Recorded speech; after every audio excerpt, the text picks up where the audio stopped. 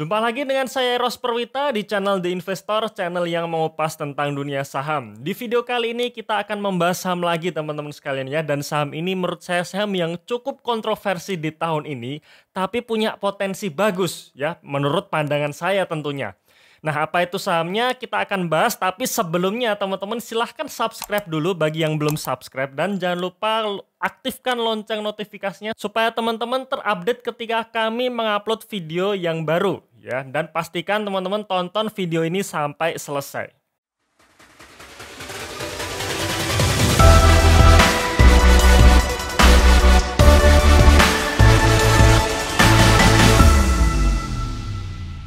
Oke, saham ini sudah naik sekitar 100% tapi masih salah harga. Ini sekali lagi menurut saya ya. Dan sebelum kita bahas mengenai saham tersebut ya, kami informasikan lagi teman-teman sekalian bahwa kami akan menyelenggarakan webinar angkatan kedua mengenai value investing, yaitu tanggal 18 dan 19 Desember 2020 via Zoom. Pendaftarannya hanya melalui www.theinvestor.id dan fasilitas yang didapatkan teman-teman ada 3 ini. Yang pertama, investasinya sekali teman-teman ya. Jadi teman-teman sekali bayar kemudian bisa ikut webinar kami selanjutnya secara gratis. Kemudian teman-teman juga akan mendapatkan gratis ebook analisa 15 saham pilihan, plus teman-teman akan kami masukkan ke dalam grup yang di situ nanti ada saya sendiri. Jadi ketika teman-teman masih belum mengerti tentang materi yang kami sampaikan, teman-teman bisa tanya langsung ke saya melalui grup tersebut ya. Dan teman-teman kami sarankan untuk cepat-cepat daftar ya, karena kami akan tutup pendaftarannya beberapa hari lagi ya, karena kami membatasi kuota supaya webinarnya ini berjalan lebih efektif. Oke ya, jadi saya tunggu tanggal 18 besok. Nah, kami sampaikan juga disclaimer-nya teman-teman sekalian ya, bahwa video ini hanya sebatas informasi umum saja dan bukan rekomendasi beli atau jual. Jadi silahkan teman-teman tinjau ulang analisanya karena tetap resiko ditanggung pribadi masing-masing. Jadi ketika teman-teman mengambil keputusan dari video ini, ya tetap kembali ke masing-masing risikonya ya. Nah, apa itu sahamnya? Sahamnya adalah saham DAK ya, atau PT Jaya Bersama Indo. Ya, nah ini sebenarnya saham DAK ini pernah kami bahas sekitar bulan Juni kemarin ya, di mana harganya saat itu menyentuh angka Rp500 per lembar saham. Tetapi apa yang terjadi di bulan-bulan berikutnya sahamnya kembali turun sampai menyentuh titik terendahnya di angka 230-an. Ya, dan di situ saya dibully teman-teman sekalian ya, bahwa katanya sih pom-pom saya nggak berhasil lah, kemudian videonya menyesatkan lah dan sebagainya gitu ya. Nah teman-teman sekalian, teman-teman harus juga bedakan analisa yang kadang teman-teman pakai dengan yang saya pakai gitu. Kalau misalkan teman-teman memakai analisa follow the trend ya, alias teman-teman trading ya, aktif trading. Jadi pengennya sekarang beli besok jual gitu ya. Ya tentu metode yang saya bawakan ini tidak cocok gitu. Karena metode yang saya bawakan ini murni dari sisi fundamental perusahaannya, khususnya dari sisi kinerja perusahaannya. Dan yang namanya kinerja itu butuh waktu teman-teman ya. Jadi bukan berarti ketika saya bilang saham ini hari ini murah ya besok naik, belum tentu seperti itu. Mungkin besoknya akan tambah turun lagi gitu. Nah tambah turun lagi ya artinya apa ya, tambah murah gitu ya. Tambah murah artinya ya belum saatnya dijual, kira-kira seperti itu. Nah ini berbeda kalau teman-teman menggunakan analisa follow the trend ya, dimana kadang teman-teman tidak tahu bahwa ini saham apa sih gitu, saham yang trennya sedang naik ini bisnisnya apa sih. Nah di situ kadang tidak peduli di situ ya, yang penting trennya naik ya teman-teman beli, kemudian ikut naik ya plus dapat cuan gitu, kira-kira seperti itu ya. Jadi sekali lagi ya teman-teman juga perlu bedakan analisa yang kami gunakan, yaitu dengan value investing ya, atau kita fokus kepada kinerja perusahaan dengan metode follow the trend ya.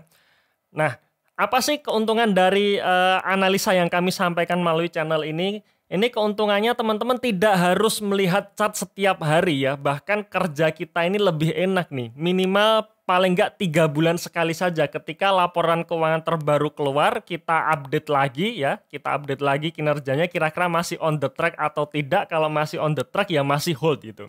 Kalau misalkan sudah tidak on the track ya kita jual saja, kira-kira seperti itu. Dan metode yang saya sampaikan ini cocok buat teman-teman yang masih sibuk dengan urusan di luar bursa saham ya, di luar trading saham. Ini sangat cocok ya, lebih cocok karena kita tidak selalu lihat monitor tiap harinya, tidak teman-teman sekalian ya. Cukup kita memvaluasi saja. Oke, sekarang murah ya sudah beli, habis itu hold, habis itu send out aplikasi sahamnya, habis itu ya sudah tinggal kerja yang lain gitu. Oke, kembali ke di sini ya, kembali ke harga saham DAX ini ya. Harga saham DAX menyentuh titik terendah di harga sekitar 230-an dan bulan November dan Desember ini kenaikannya cukup fantastis ya, cukup signifikan di mana kalau teman-teman bisa mendapatkan DAX di harga 230-an ini ya sudah naik 100% gitu. Nah, sekarang pertanyaannya kenaikan 100% ini masih bisa naik atau tidak gitu. Saya mengatakan bisa jika skenario optimisnya itu bisa terjadi. Nah, apa skenario optimisnya? Nah, nanti akan kita lihat ya. Oke, pertama kita akan bahas dulu mengenai pemegang saham DAX ya, karena di tahun ini saham DAX ini cukup kontroversi di mana pemegang saham pengendalinya itu tidak jelas ya, tidak jelasnya seperti apa. Nah, teman-teman bisa lihat di sini ya. Data yang di atas ini saya ambilkan dari laporan kuartal 3 tahun 2020 ya. Dan di sini menariknya LK kuartal 3 tahun 2020 ini tidak menampilkan pemilik saham DAX di posisi tanggal 30 September 2020. Alias yang ditampilkan di dalam LK kuartal 3 2020 itu hanya pemegang saham posisi Desember 2019. Ya, ini kejanggalan yang pertama ya. Kejanggalan yang kedua, ternyata data yang ditampilkan di LK kuartal 3 ini tuh juga berbeda dengan data yang ditampilkan di annual report tahun 2019 ya. Jadi di annual report tahun 2019 ini ada pihak PT Mirai Aset Sekuritas Indonesia ya. Sedangkan di LK kuartal 3 2020 ini tidak ada pihak PT Mirai Aset Sekuritasnya. Nah, ini kejanggalan yang kedua teman-teman ya. Jadi periodenya sama tapi datanya bisa berbeda.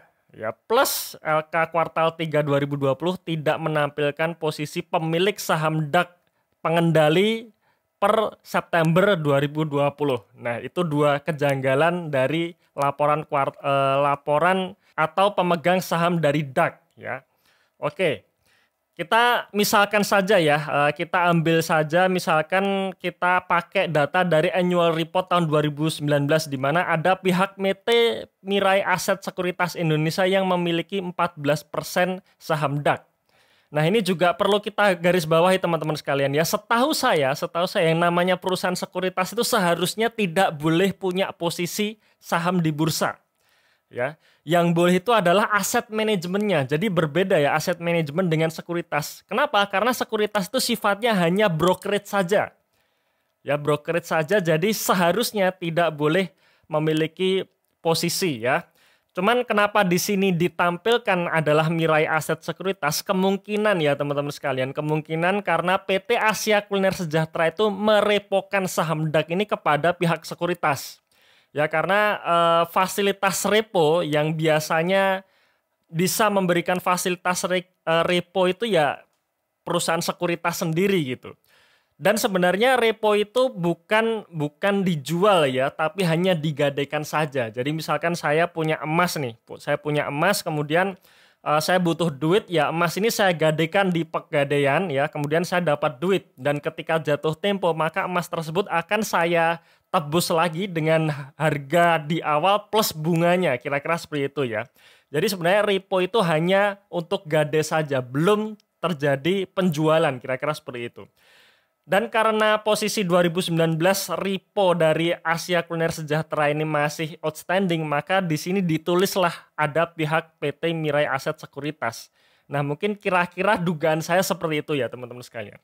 Nah, tapi menariknya ya, kalau teman-teman masuk di Bursa Efek Indonesia ya, di websitenya bursa www.idx.co.id dan teman-teman lihat profil dari saham DAX di situ. Nah, di situ ternyata pemegang sahamnya juga sudah berubah ya. Dan kalau saya lihat terupdate terakhir dari profil di bursa ya, di websitenya bursa itu per 31 Oktober 2020. Jadi masih baru ya. Dan ternyata di sini ya, di sini yang bawah ini ternyata kepemilikannya sudah berubah lagi. Di mana PT Asia Kuliner Sejahtera kepemilikannya hanya tinggal 10%, sedangkan PT Mirae Aset Sekuritas Indonesia kepemilikannya tambah menjadi 39%. Nah, ini artinya apa? Artinya kalau kita masih menggunakan mekanisme repo tadi, berarti reponya makin banyak teman-teman sekalian ya. Di tahun 2020 ini PT Asia Kuliner Sejahtera merepokan saham yang lebih banyak lagi sampai kepemilikannya tinggal 10% saja. Dan di sini publik juga tambah ya, kepemilikan publik juga tambah menjadi 50%, di mana sebelumnya hanya 36,8% saja. Sekarang pertanyaannya, siapa sih sebenarnya PT Asia Kuliner Sejahtera itu ya? Kalau teman-teman baca di annual report tahun 2019, di sini dikatakan bahwa PT Asia Kuliner Sejahtera adalah pemegang saham pengendali perseroan, di mana perusahaan ini dimiliki oleh Itek Bahtiar sebesar 23%, Lin Manuhutu sebesar 18% ya. Kemudian ada nama Ibin Bahtiar 6,5% dan Limpa Itsin Bahtiar 1,39%. Di mana kalau teman-teman lihat nama-nama ini, mereka ini juga pengurus dari DAK itu sendiri. Ya, di sini teman-teman bisa lihat ya, direkturnya Limpa Itsin Bahtiar, Ibin Bahtiar, Lin Manuhutu, dan komisaris utamanya Itek Bahtiar. Jadi artinya ya PT Asia Kuliner Sejahtera itu ya pengurus dari saham DAK itu sendiri gitu ya. Mereka juga akhirnya gitu kan kira-kira ya. Dan nggak berhenti sampai di sini juga teman-teman sekalian. Di bulan November 2020 kemarin itu ada pengumuman di bursa bahwa ada perusahaan fund dari luar negeri yaitu Fidelity Fund, ASEAN Fund ini ya. Di mana dia juga beli saham DAK ini cukup besar ya, yaitu mencapai 5% dari total saham yang beredar. Jadi ketika teman-teman nanti menunggu laporan akhir tahun ya, laporan akhir tahun nanti pasti kepemilikan dari saham DAK ini berubah lagi ya, ada dari pihak Fidelity Fund ini. Ya, nah, disinilah kontroversi dari saham DAK di tahun 2020 ini, di mana kalau kita lihat ya, saham pengendali dari DAK ini juga tidak jelas alias gonta-ganti. Ini yang juga membuat citra dari saham DAK ini turun, menyebabkan harga sahamnya ini turun tajam gitu, ambles sampai di titik terendah di Rp230 per lembar saham kemarin. Oke, selanjutnya bagaimana sih kinerja perusahaan ya? Jadi sekarang kita mulai masuk ke kinerja perusahaannya sendiri ya. Nah, ini langsung kita masuk ke laporan laba rugi DAK posisi 30 September 2020, di mana kalau kita lihat kinerja di tahun 2020 ini sangat turun tajam ya. Bisa dikatakan sangat turun tajam. Di mana pendapatan bersihnya dari 579 miliar di tahun 2019 kemarin itu hanya 179 miliar di tahun 2020 ini. Di mana ini turun 400 miliar ya. Ini sangat signifikan ya. Tapi untungnya beban pokok penjualannya juga turun signifikan, yaitu dari 145 miliar menjadi 32 miliar, sehingga masih memiliki laba bruto 147 miliar. Plus beban operasionalnya juga turun signifikan ya, dari 282 miliar menjadi 118 miliar. Artinya perusahaan masih bisa membukukan laba operasional sebesar 28 miliar ya, jadi sehingga laba tahun berjalannya pun itu masih surplus 20 miliar. Nah, di sini yang kita soroti adalah dua pos ini ya, beban pokok penjualan dan beban operasional. Kok bisa turunnya sangat signifikan? Nah, sekarang kita lihat di notes-nya ya, di nomor 21 ini ya. Nah, beban pokok penjualan dari saham DAK ini turun tajam karena memang pembeliannya juga turun signifikan. Ya, ini wajar ya, karena ketika omset turun ya, bisnis turun, kena COVID-19, banyak restoran ditutup ya, maka pembelian dari suppliernya pun juga sedikit ya, makanya di sini pembeliannya sangat signifikan, turun seperti itu ya. Kemudian kalau kita lihat beban operasionalnya di sini juga ada penurunan pos yang sangat signifikan, yaitu di gaji dan tunjangan, di mana gaji dan tunjangannya ini turun signifikan dari 129 miliar menjadi 46 miliar. Nah, ini kalau kita artikan ya, disinilah pos yang menggambarkan banyaknya karyawan yang dirumahkan ya. Ibaratnya ya bisnis sedang sulit ya, pasti banyak karyawan yang dirumahkan, terutama sektor-sektor bisnis yang paling terdampak COVID-19. Ya, makanya kita doakan semoga COVID-19 ini segera selesai, bisnis bisa berjalan dengan normal lagi dan bisa lapangan pekerjaan yang sudah tutup bisa dibuka lagi ya. Ya amin ya. Inilah yang menyebabkan beban operasional turun dan juga beban pokok penjualan turun. Dan perusahaan masih bisa membukukan laba walaupun labanya sangat kecil ya, 20 miliar untuk posisi 9 bulan di tahun 2020 ini. Lalu bagaimana dengan historis pendapatan dan laba bersihnya? Sebenarnya kalau kita lihat dari historis pendapatan maupun laba bersih sebenarnya bagus menurut saya teman-teman ya. Karena kalau kita lihat pendapatannya dari tahun ke tahun itu selalu naik. Ya dari tahun 2015 ke 2019 selalu naik teman-teman. Ya selalu naik, tetapi memang di tahun 2020 ini kita proyeksikan turunnya cukup signifikan ya, yaitu hanya sekitar 184 miliar saja. Karena ya salah satunya banyak restoran yang tutup akibat PSBB ya. Laba bersihnya pun juga sama, sebenarnya laba bersihnya juga bisa dikatakan tumbuh atau naik ya, dimana di tahun 2015 ini laba bersihnya 20 miliar, menjadi 145 miliar di tahun 2019 ya. Tapi memang sayangnya di tahun 2020 kita proyeksikan turun lagi menjadi 14 miliar ya. Jadi ini lebih kecil daripada posisi laba kuartal 3 tahun 2020 ini. Jadi memang bisa kita simpulkan salah satu penyebab dari pemilik pengendali ini menjual ataupun merepo sahamnya kemungkinan karena ya memang kinerja dari perusahaan ini yang sedang turun gitu. Mungkin seperti itu. Oke, selanjutnya kita lihat sisi neracanya atau sisi kesehatan dari perusahaan. Nah, aset dari DAX ini juga mengalami penurunan ya, di mana tahun 2019 akhir kemarin asetnya mencapai 1,4 triliun dan posisi September 2020 asetnya turun menjadi 1,3 triliun. Nah, di sini yang menarik menurut saya teman-teman ya, dari 1,3 triliun tersebut ya, itu ternyata aset lancarnya itu sebesar 1,1 triliun. Artinya perusahaan ini sangat liquid ya, sangat liquid, di mana 80% lebih aset perusahaan ini berupa aset liquid. Dan menariknya lagi, dari 1,1 triliun sebesar 700 miliar itu berupa cash ya. Dan disinilah yang menurut saya kelebihan dari saham DAX ini, di mana perusahaan ini masih menyimpan cash yang sangat besar ya. Dalam kondisi krisis, cash is king ya, di mana siapa yang memegang cash paling besar dialah yang bisa bertahan saat kondisi krisis. Dan menariknya DAX ini ya 700 miliar atau kurang lebih di atas 50% asetnya itu berupa uang kas ya. Dan di sini juga menariknya adalah total liabilitasnya sendiri itu masih jauh di bawah cash yang dia punya ya. Jadi memang di tahun 2020 ini asetnya turun, begitu juga dengan liabilitasnya yang turun. Dari 550 miliar menjadi 421 miliar ya. Karena apa? Karena ya sebagian kewajiban-kewajibannya sudah dibayar, seperti utang lain-lain ini menjadi 50 miliar dibandingkan 175 miliar ya, dan juga utang usaha. Dan perusahaan ini punya hutang yang sedikit ya, hanya sekitar 46 miliar saja ya, yaitu 37 miliar utang lancar, utang bank ya, utang lancar, dan 8 miliar utang jangka panjang. Artinya apa? Artinya ketika perusahaan katakanlah dituntut untuk membayar semua kewajibannya, ya perusahaan masih berdiri gitu. Kenapa? Karena cashnya masih banyak. Jadi ibaratnya cash tersebut digunakan untuk membayar semua kewajibannya, masih ada sisanya. Nah, inilah yang membuat DAX ini tetap bertahan ya, karena ya perusahaan yang neracanya yang sangat sehat seperti itu.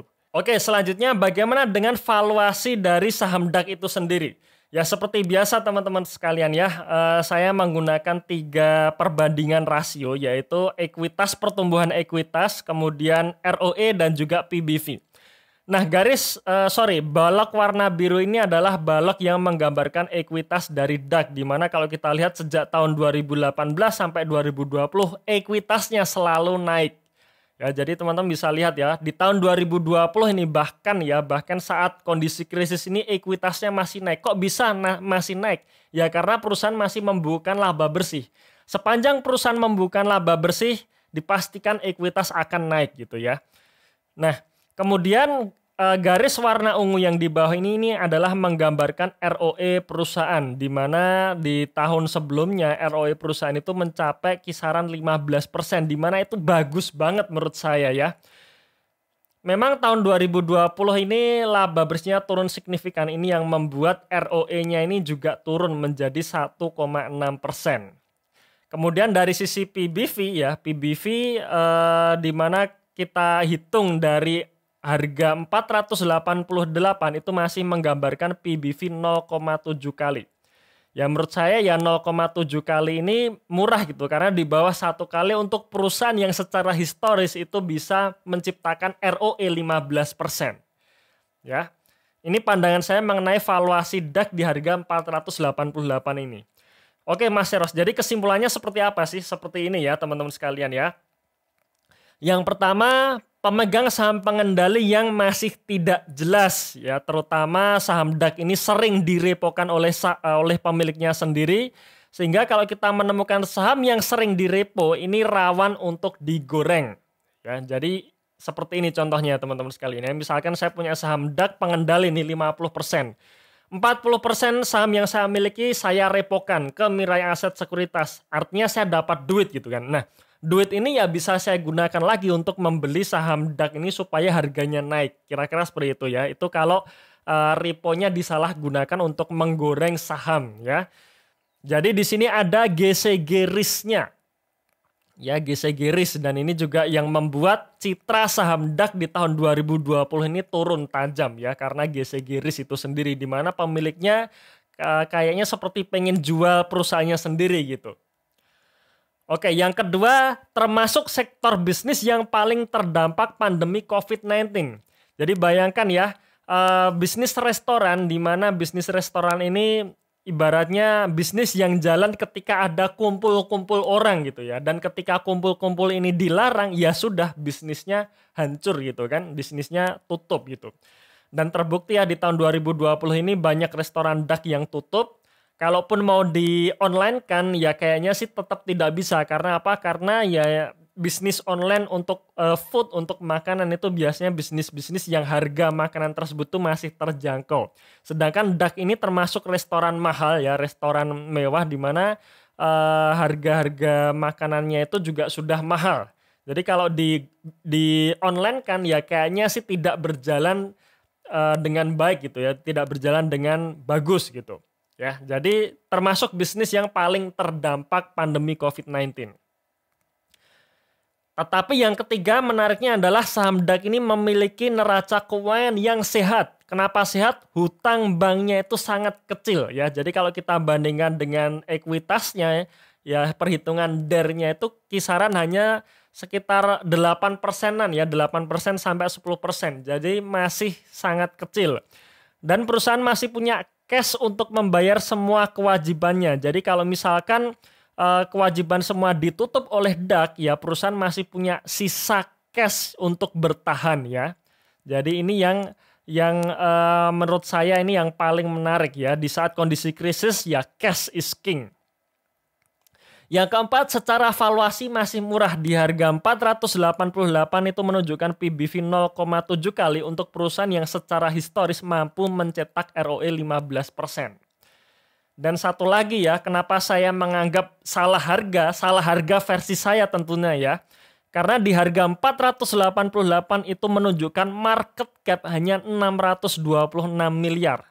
Artinya apa? Artinya jumlah cash di dalam neraca itu lebih besar daripada market cap-nya sendiri. Jadi ibaratnya nih ya, ibaratnya kalau kita mau akuisisi 100% saham DAX, artinya kita mengeluarkan uang 626 miliar.